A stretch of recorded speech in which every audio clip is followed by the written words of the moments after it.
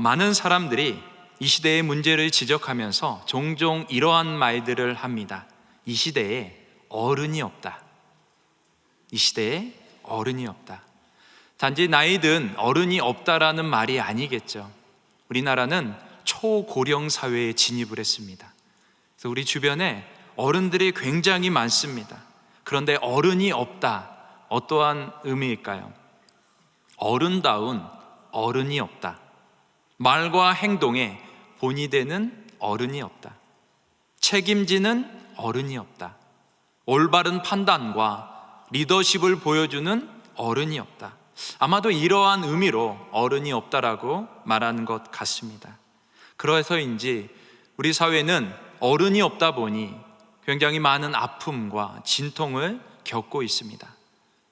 저도 나이를 먹었는데 어쩌다 보니까 어른이 된 것 같은 그러한 생각을 하게 되어집니다.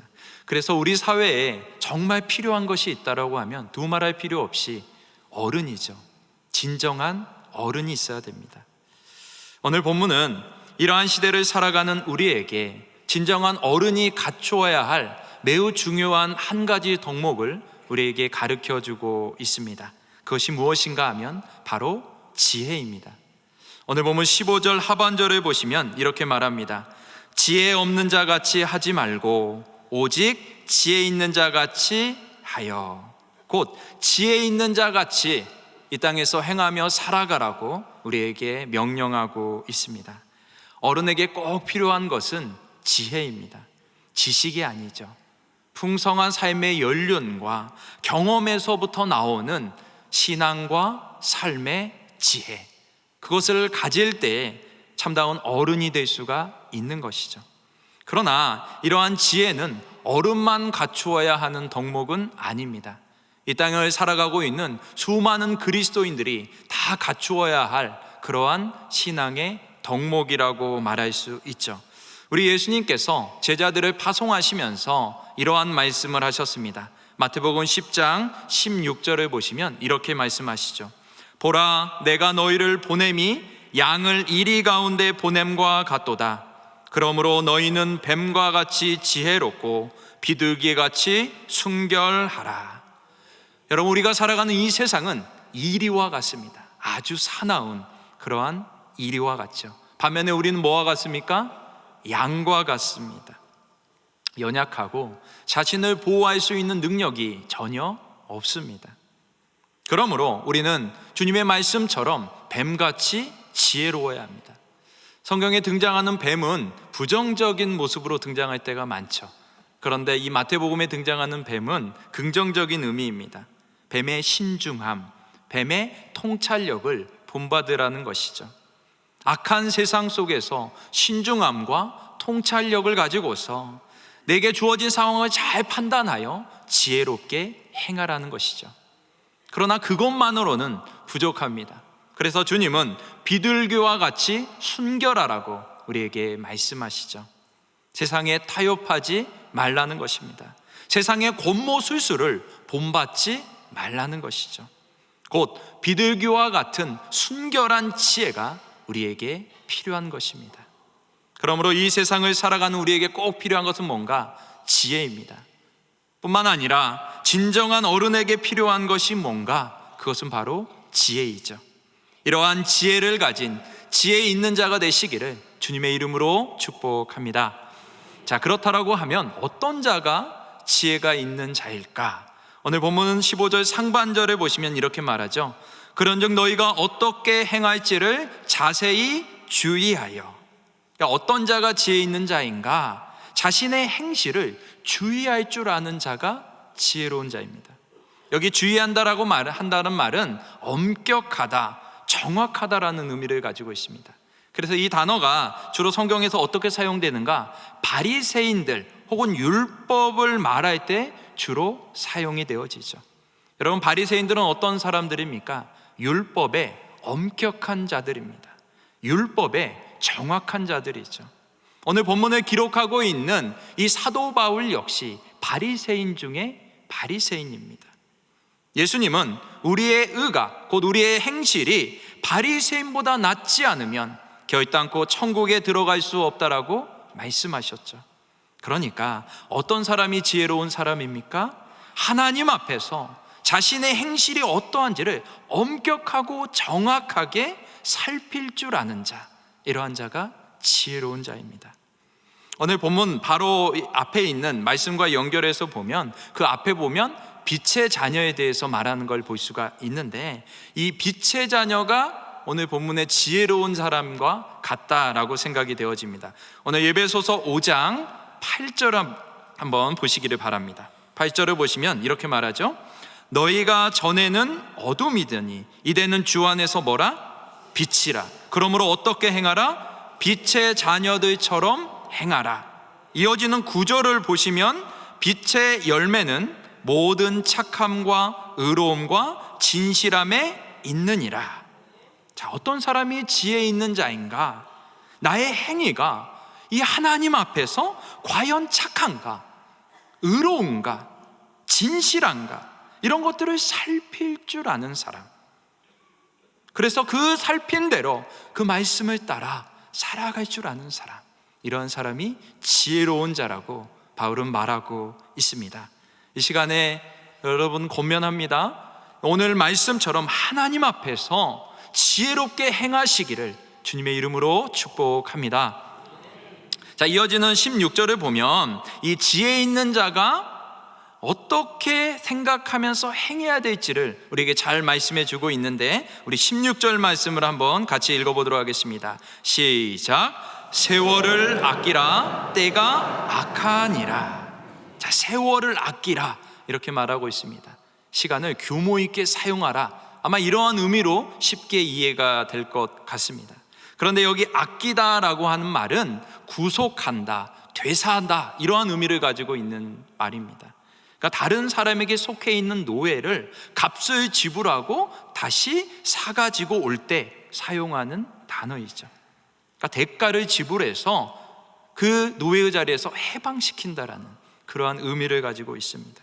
그렇기 때문에 세월을 아끼라라는 말은 시간을 잘 활용하라라는 의미를 뛰어넘어서 내게 주어진 시간을 돈을 주고 값을 주고 사서 그것을 구속하라는 그러한 의미를 가지고 있죠. 바울이 왜 이러한 명령을 하고 있는 것인가? 그것은 바로 우리가 살아가는 이 시대가 악하기 때문입니다. 16절 하반절에 분명히 말하죠. 때가 악하니라. 어떤 번역본을 보니까 그 날들이 악하니라. 이 시간이라는 것이 죄와 그리고 악한 세력에 의해서 점령을 당해서 악해졌다라는 것입니다. 그렇게 시간을 구속한다라고 하는 말은 죄와 악한 세력에 의해서 악해져 버린 이 시간을 다시 값을 치르고 사가지고 그 누구에게 돌리는 것인가? 바로 여호와 하나님께 다시 돌려드리는 것을 말하는 것이죠. 그러니까 우리가 시간을 아낀다라는 것은 우리에게 주어진 시간을 하나님이 것이 되도록 우리가 그렇게 사용하는 것입니다. 여러분, 하나님은 시간의 주인입니다. 시간은 하나님의 것입니다. 시간이 하나님의 것이 되게 하려면 우리가 해야 할 일은 그 시간을 사서 하나님께 고스란히 올려 드리는 것이죠. 내게 주어진 시간이라고 내 시간이 아닙니다. 그것은 하나님 것입니다. 그래서 우리가 하나님을 위해서 우리에게 주어진 시간들을 사용하는 것, 이것이 바로 세월을 아끼는 것입니다. 바라기는 이 자리에 계신 중년의 모든 가족들이 세월을 아끼는 지혜로운 자가 되시기를 주님의 이름으로 축복합니다. 그런데 이 말씀에서 우리가 좀 한 가지 더 살펴봐야 될 것이 있는데, 바로 세월이라고 하는 단어입니다. 우리가 잘 아는 것처럼 헬라어에는 이 시간을 의미하는 단어가 두 개가 있습니다. 하나는 크로노스라고 하는 단어이고요, 또 하나는 카이로스라고 하는 단어입니다. 이 크로노스는 자연스럽게 흘러가는 그런 물리적인 시간을 말하죠. 누구에게나 공평하게 주어진 그런 객관적인 시간을 말합니다. 그래서 우리가 흔히 말하는 타임, 그냥 말 그대로 시간이라고 의미할 수가 있을 것 같습니다. 반면에 이 카이로스라고 하는 시간은 매우 특별한 의미가 부여되어진 시간을 말합니다. 각자에게 서로 다른 의미로 다가오기 때문에 주관적인 성격을 가지고 있는 시간이죠. 그래서 우리는 흔히 어떠한 사건이 발생한 시점, 때, 순간 이런 것을 가리킬 때 이 카이로스라고 하는 단어를 사용하는 것이죠.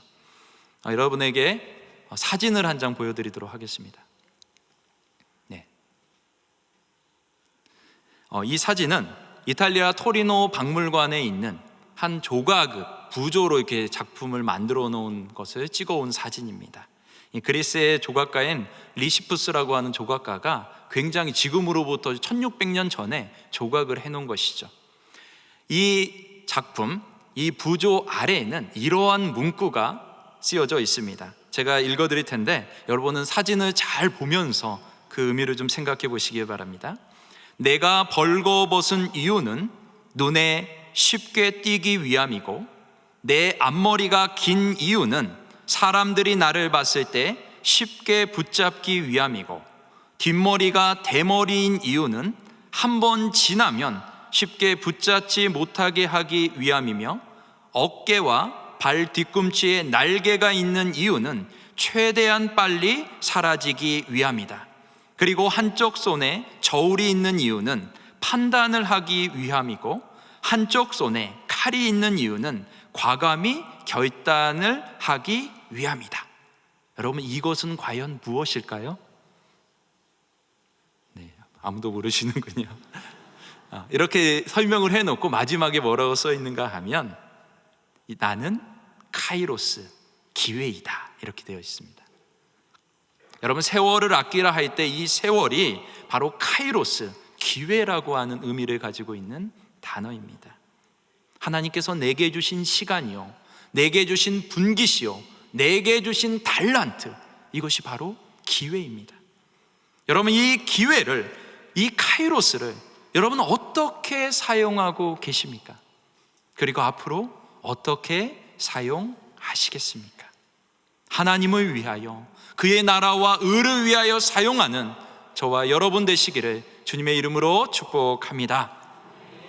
이 오늘 본문에 세월을 아끼라라고 하는 말이 한 번 더 사용되어진 곳이 있습니다.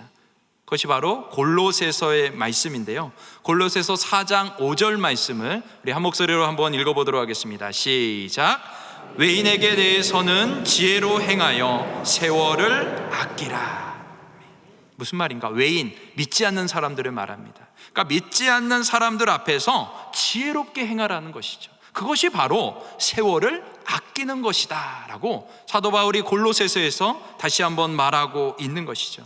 여러분, 우리가 복음을 전하려고 하면, 믿지 않는 사람들을 믿는 사람으로 바꾸려면 우리는 지혜롭게 행해야 됩니다.